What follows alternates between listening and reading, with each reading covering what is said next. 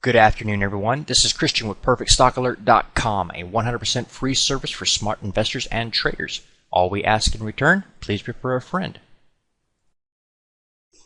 Today I'm going to be showing you how I set up my charts for day trading and the method I use when I'm day trading.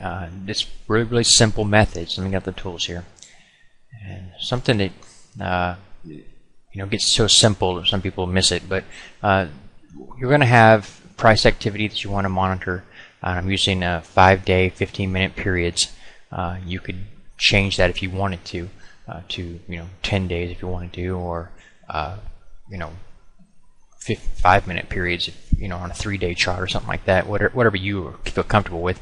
I want 5 days because I want to know the trend that I'm in, the overall trend. If I use it in a single day, that's not going to be very safe for me. I'd like to use enough time that I can see an overall trend, and then find an opportunity where we have a down day in an uptrend. That would give me an opportunity. However, if I was using a single 1-day chart, I would look at a down day and may think I should be selling because it's trending down, when in fact it's actually a counter trend move that I don't want to be shorting. So in this case, we're looking at this 5-day, 15-minute chart, and we see that the low points you got here, here. And, you're obviously trending up. The price activity is going from this corner of the chart to this corner of the chart. It's clearly up, higher highs and higher lows. So when I'm looking at a situation like that, I only want to be a bull. I only want to be looking for buy opportunities. I'm not interested in trying to sell. You had a big move up here, and then if you tried to short any of this time period, you had almost no downward movement. Here, a big move. Here, same thing. It's just flat. Here is a little bit of a pullback, but it's very limited in an uptrend. However, had you been a bull, any of these times here, here, or here, you were going to make some money to the upside and a good chunk of change. So work with the trend rather than against it. So the first element you have to know is the trend. That trend is going to determine which direction you trade, and this is obviously up. So we're trading from a bull's perspective, okay? So we know which direction we want to trade in, but now we need an opportunity. To get that opportunity, I'm going to look at the slow stotch and use it like an oscillator. Slow stotch is up here, and for those of you who do not know, your slow stotch, whenever she pulls up above the 80 line, she's considered a short-term overbought or potentially short-term overbought. She can hold that overbought condition and continue to drive higher. So you can't just look at that and say, "Oh, it's a overbought. I'm going to sell it." That's not what we're doing here. This is a timing tool. Okay, it's not a selection tool. So what we do now is we look for opportunities when we fall below the 20 line, because that's going to give us theoretically oversold conditions, right? So we had one here, all right, back towards the close on this particular day. You had another one here, and that was back on about the middle of the day, which is actually quite normal. In a bullish uptrend, you'll typically find weakness about midday, and then she'll take off to the upside again towards the end of the day. That's pretty normal. Then you've got another opportunity right here, just before last Friday. Okay. Now, when I get this pullback down below this negative 20 line, that's where I want to be looking for my opportunity, and I should start to see candlesticks confirming that.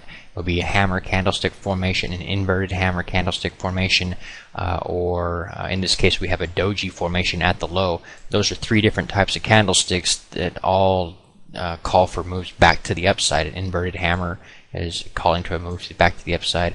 These are all things that are getting me interested, showing me that, yeah, this is where I want to start doing my buying. This is where I'm going to be really interested. But before I'll take the trade, I have to know one more thing. Here's the deal, especially if you're doing day trading. You need market confirmation. Now, in this particular situation, we're looking at Apple, so the market I'm going to be interested in would be the NASDAQ. We'll look at that in a moment. If I was trading something else, I would look at the applicable market for that security. Most of your securities are going to fall into the SPX or SPY, kind of thing, because that's it covers about 70% of the market is the S&P 500. So you can look at that for most of them.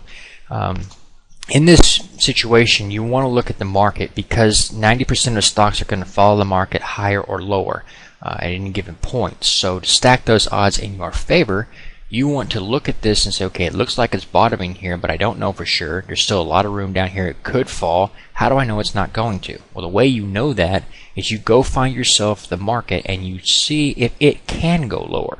If it's showing oversold, it's showing reversal signals, and it's showing the same conditions, then it doesn't have a lot of room it can go lower because it's already pulled back so much. It's got a bounce coming, and a rising tide lifts all boats. So even if I'm wrong on my stock selection, I'm going to get that lift from the market. Now, I'm going to try not to be wrong on my stock selection either, but the point is I want you to use the market with you. Okay, it's the final element.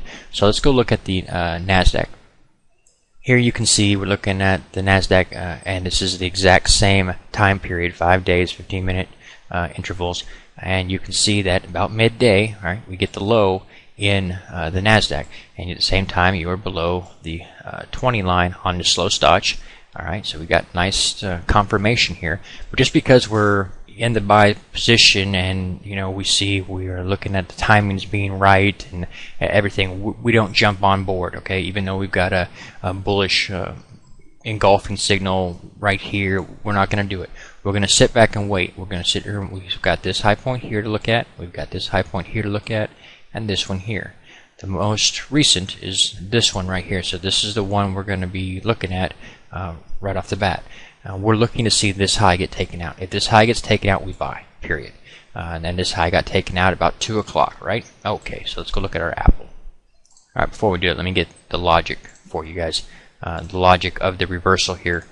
You'll notice you're making a high point here, low point, lower high, lower low. You're in a downtrend here. Until that reverses, you're still in a downtrend. So now we get a low point here, higher than the previous, and a high point here, higher than this previous one here. Okay, so we're getting a reversal signal here. We're seeing price activity start to go the other direction. Okay, we know that the reversal in the market was at 2 o'clock. So here we are looking at the 2 o'clock time period. You can see that we were starting to trend up here from this low point back here where we started getting a candlestick formation calling the bottom. We started to trend up. We hadn't taken out this high just yet.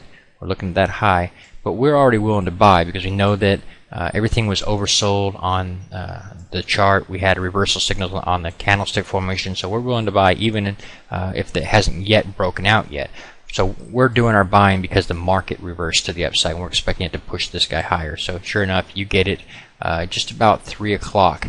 You got to move and break out above here. Now when we're doing our buying, we're using this low here as our stop. The lowest low of the day that was corresponding with the lowest low of the market day. All that things together, we're saying, okay, that is the low, and unless the market reverses down to the downside, we're not going to take out that low. We're going to get pushed higher by the overall market, okay? And that's how I do it. I basically use a real simple model, but I always use that market to kind of put a floor, make sure I'm buying at the bottom of the market and the chart. And doing those two things together makes it very powerful. Please take a moment to review our disclaimer. The information provided herein is our opinion only. Under no circumstances do any statements here represent a recommendation to buy or sell securities or make any kind of an investment. You are responsible for your own due diligence. To summarize, we do not provide investment advice, nor do we make any claims or promises that any information here will lead to a profit, loss, or any other result. These videos are for educational purposes only.